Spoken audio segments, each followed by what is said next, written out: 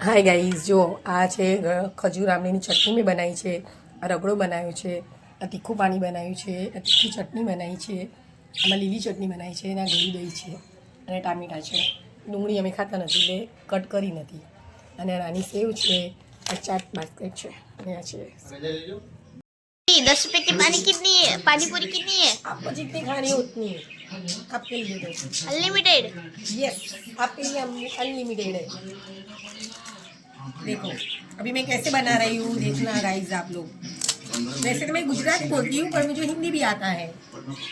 आती है वो है, आती है हिंदी लैंग्वेज भी आती है मुझे।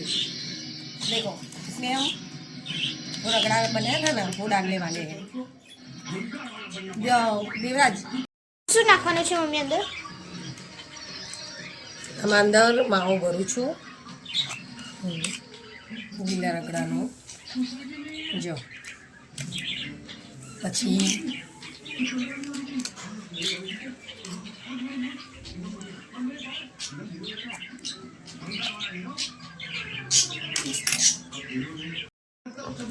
હવે આપણે અંદર એક બે ટામેટા એડ કરી દઈશું। જો ગાઈસ પકોડીમાં ટામેટા ક્યાં હોય?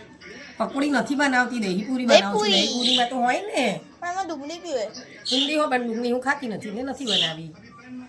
પછી આપણે નાખીશું અંદર લીલી ચટણી એડ કરીશું। જો ગાઈસ લીલી ચટણી મેં ઘરે જ બનાવી છે, તમે એનો મારો વિડીયો જોઈ શકશો આખો ના। અંદર મેં મૂક્યો છે વિડીયો, અંદર ભરી દઈએ લીલી ચટણી।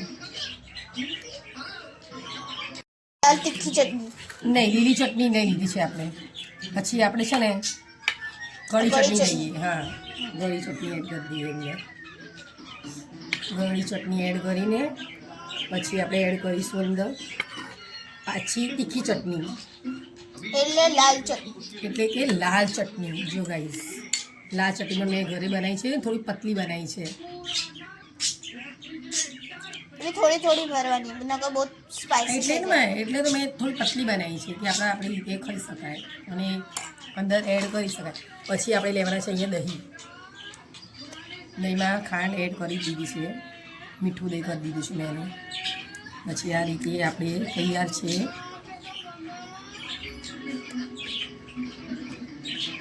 જો આ તૈયાર થઈ ગઈ છે, અંદર દહીં નાખી બરાબર। પછી અંદર આપણે એડ કરીશું જીરો નંબર સેવ। જો સેવ એડ કરવાની છે।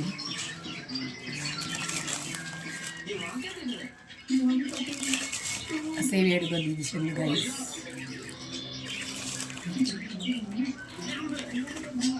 મસાલો એડ કરવાનો થોડો, ચાટ મસાલો ટેસ્ટી લાગે।